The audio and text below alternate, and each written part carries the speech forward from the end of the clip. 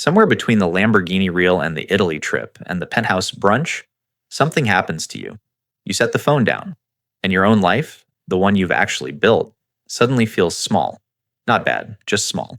That feeling has a name, and more importantly, it has a mechanism.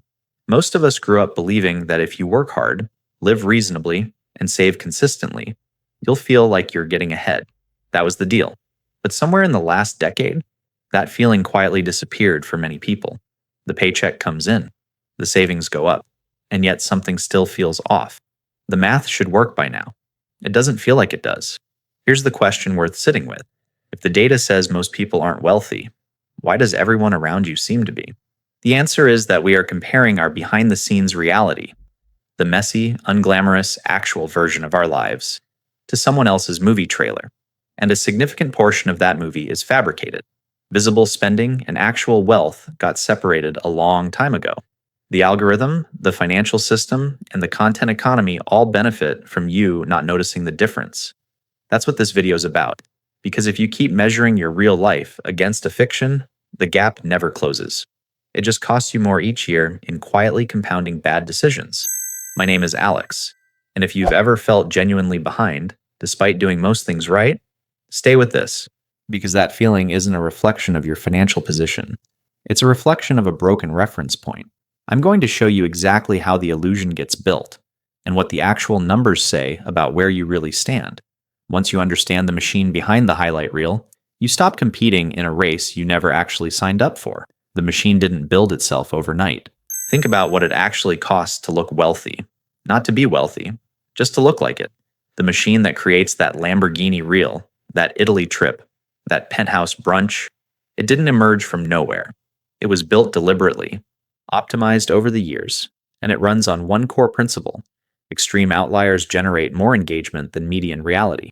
So platforms push the outliers, not occasionally, constantly, until the exception starts to feel like the rule.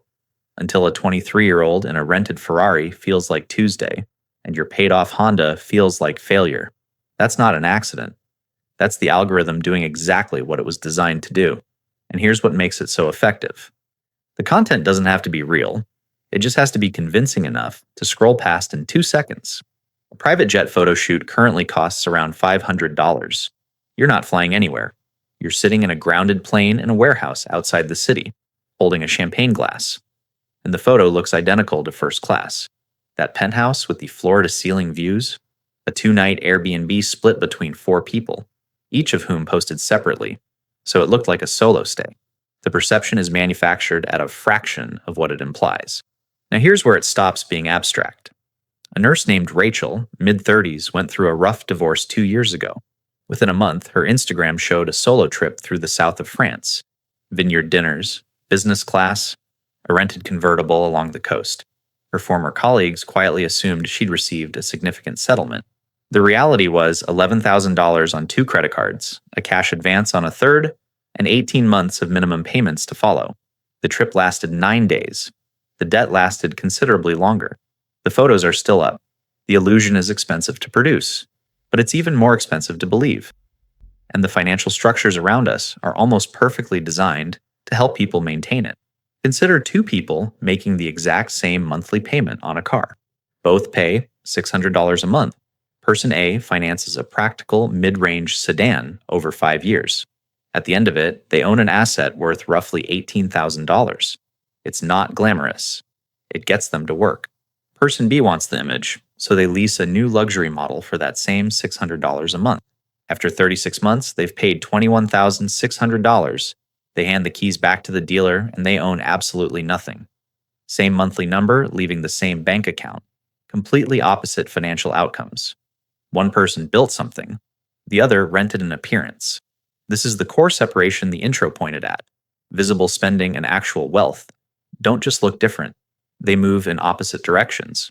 Every dollar that goes toward performing wealth is a dollar that doesn't go toward building it.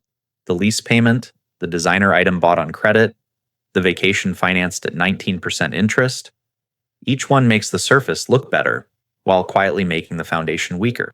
And the uncomfortable part is that most people around you cannot tell the difference from the outside.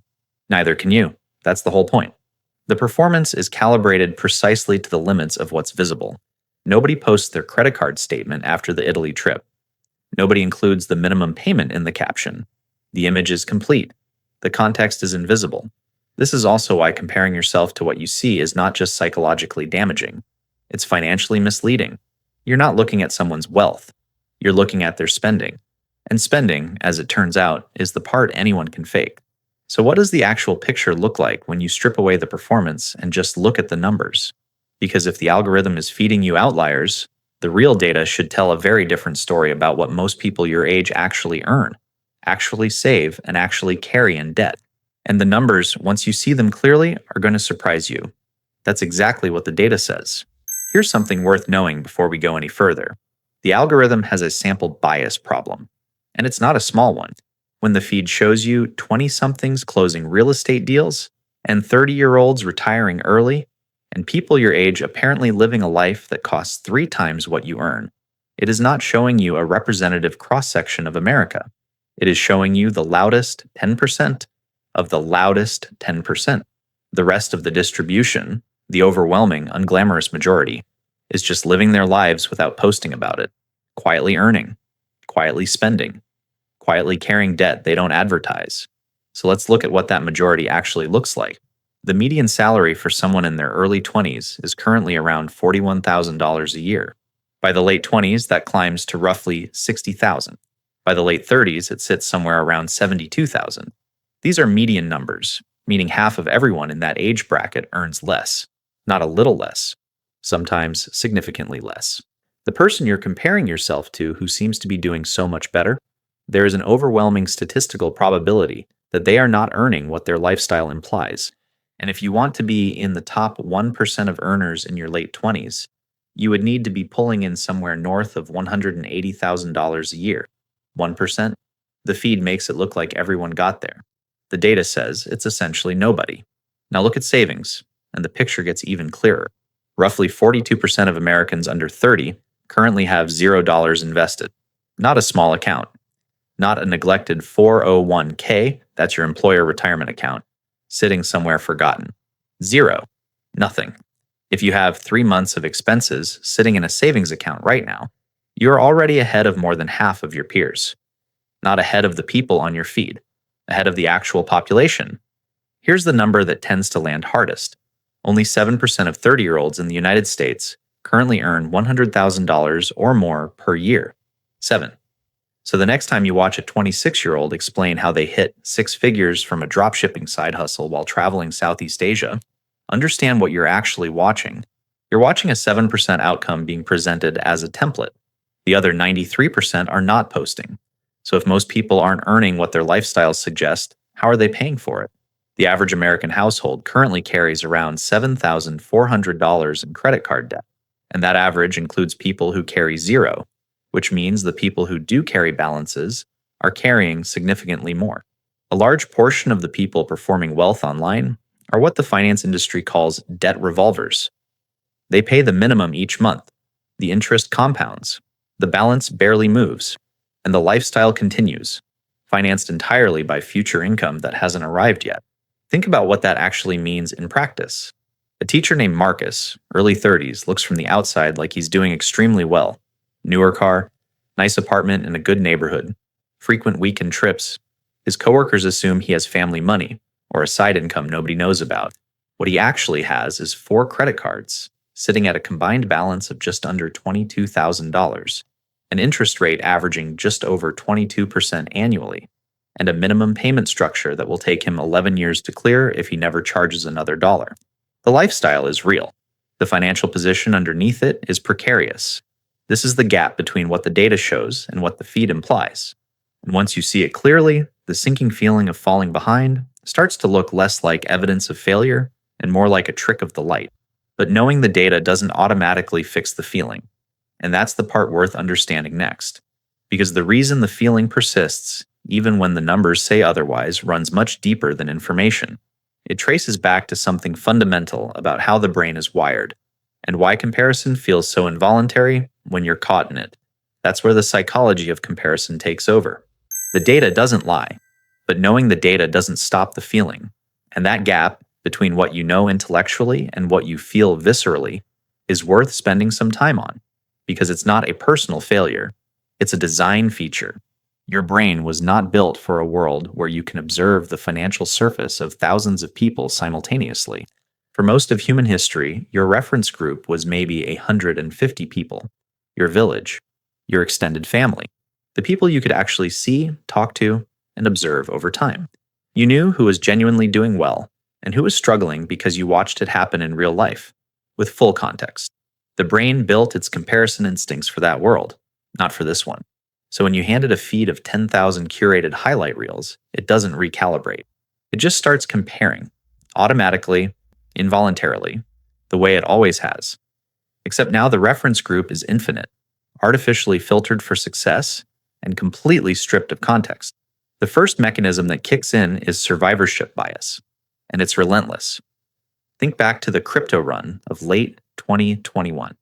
NFTs, Dogecoin. Everyone seemed to know someone who had turned a few $1,000s into a life-changing sum. The stories were everywhere. Forums, podcasts, and comment sections are full of people posting their gains. And then the market collapsed. Billions wiped out across millions of accounts. But here's what you didn't see. The people who lost didn't post about it.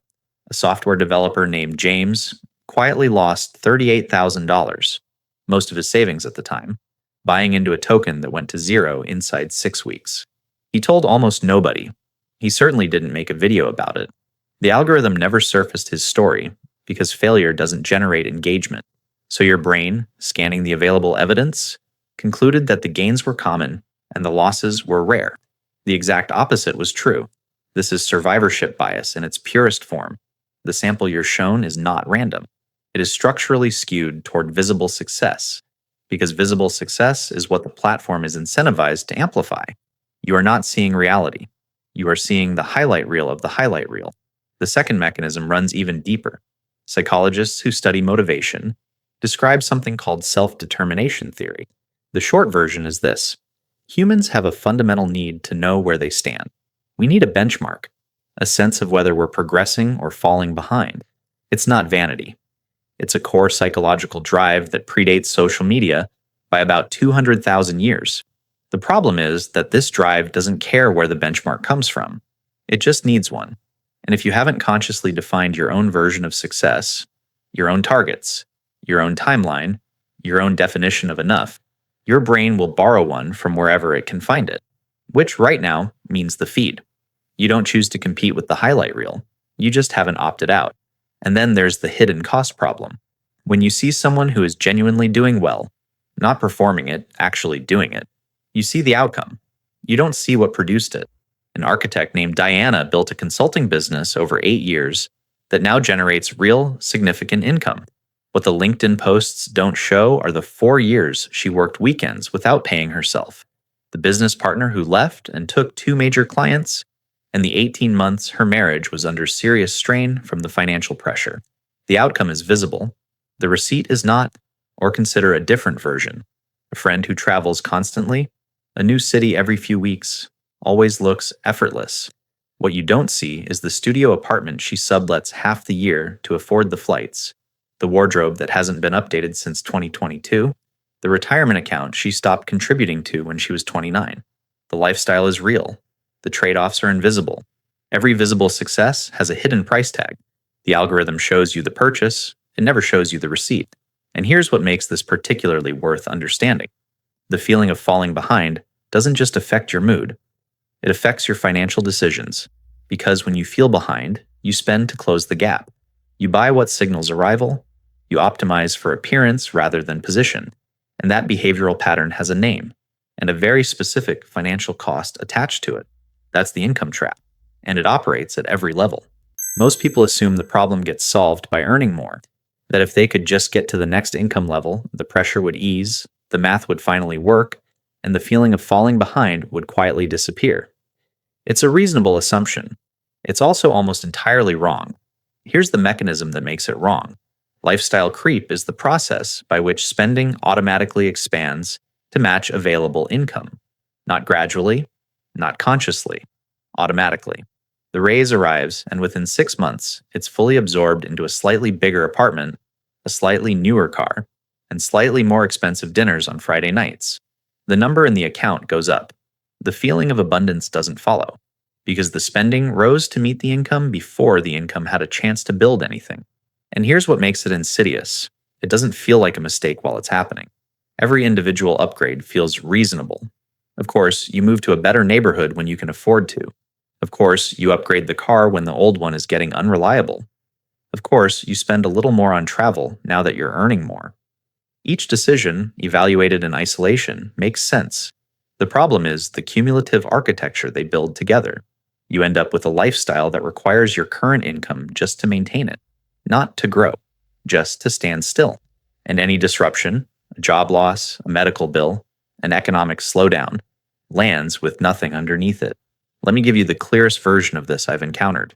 A marketing director named Daniel relocated to a new role a couple of years ago. His total compensation landed at around $28,000 a month after tax. That puts him comfortably inside the top fraction of a percent for his age group. By any external measure, he had solved the money problem. But within 18 months of arriving, he was living paycheck to paycheck. Not because he was careless, because the logic of the environment made each step feel necessary. The new city required a certain kind of apartment to be taken seriously in his industry. The apartment required furniture that matched it. The furniture created a social context that required a car that fit the image. The car meant the weekends needed to match the week. Each upgrade was defensible on its own terms. Together, they built a ceiling so low he couldn't breathe. This is lifestyle creep operating at high income. The number is different. The dynamic is identical to what's happening at $60,000 a year, or $40,000, or $90,000. The income level changes the scale of the spending. It doesn't change the pattern. Now zoom out, and you'll see two failure modes on opposite ends of the same spectrum. On one side, the person who spends everything optimizes entirely for appearance and becomes trapped by the cost of maintaining it. On the other side, the person who saves compulsively treats every purchase as a threat and becomes trapped by anxiety. Both are responding to the same underlying pressure, the feeling that their current position isn't enough. One performs their way out of it, the other hoards their way out of it, neither actually escapes. They just choose different prisons. The exit isn't at either extreme. It's in understanding what money is actually supposed to do, which is not to signal status and not to sit untouched accumulating anxiety. It's to build a foundation stable enough that you stop making decisions from a place of fear or performance. Morgan Housel put it cleanly in The Psychology of Money. Wealth is what you don't see. It's the investment account that nobody knows about. The emergency fund made a job loss survivable rather than catastrophic.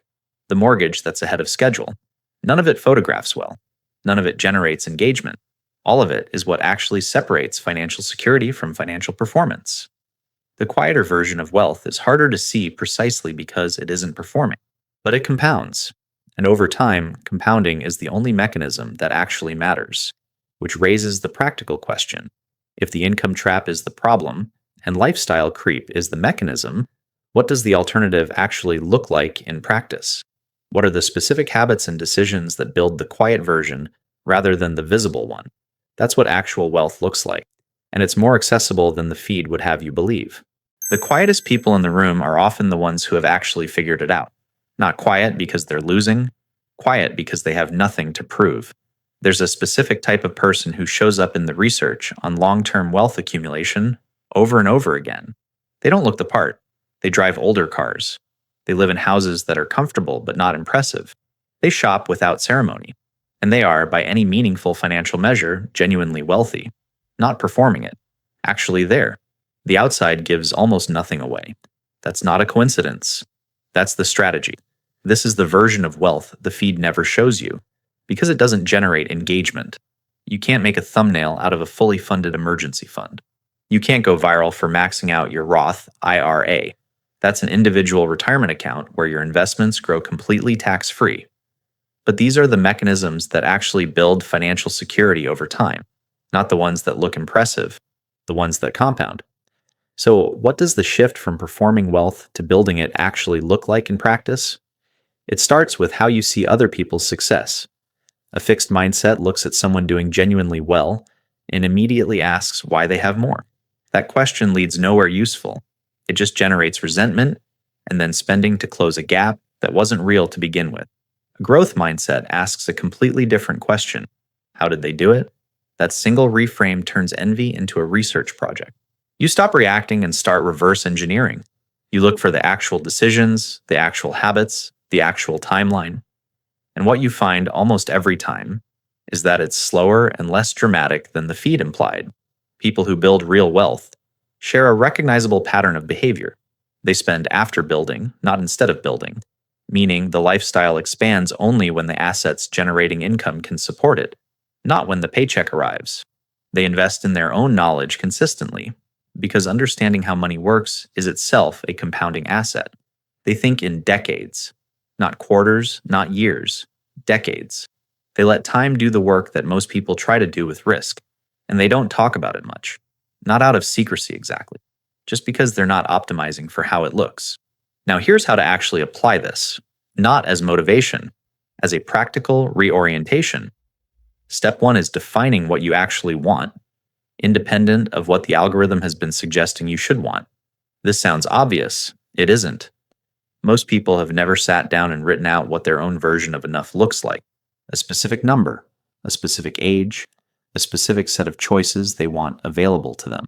Without that definition, you default to someone else's, which means you're running a race with no finish line toward a destination you didn't choose.